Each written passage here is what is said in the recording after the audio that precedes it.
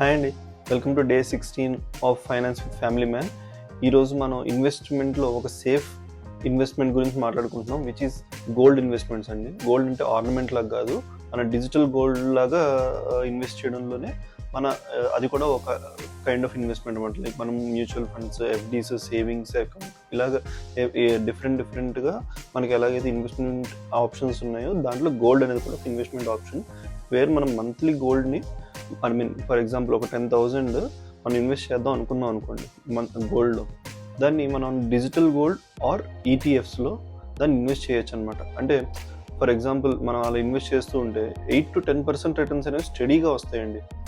ఎందుకంటే మనం past performance of gold చూసుకుంటే అది యాన్యువల్ కాంపౌండెడ్ రేట్లో చూసుకుంటే 8 to 10% అనేది బేర్ మినిమంగా గోల్డ్ ఇచ్చిన రిటర్న్స్ అనమాట.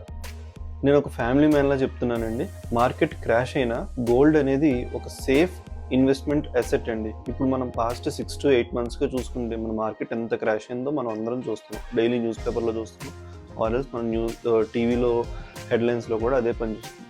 సో ఇన్ని జరుగుతుంటే కూడా మనకి ఒక సేఫ్ రిటర్న్ ఇచ్చిన అసెట్ ఏదైనా ఉంది అనుకుంటే అది ప్రైమరీగా మనం మాట్లాడుకునేది గోల్డ్ ఇన్వెస్ట్మెంట్.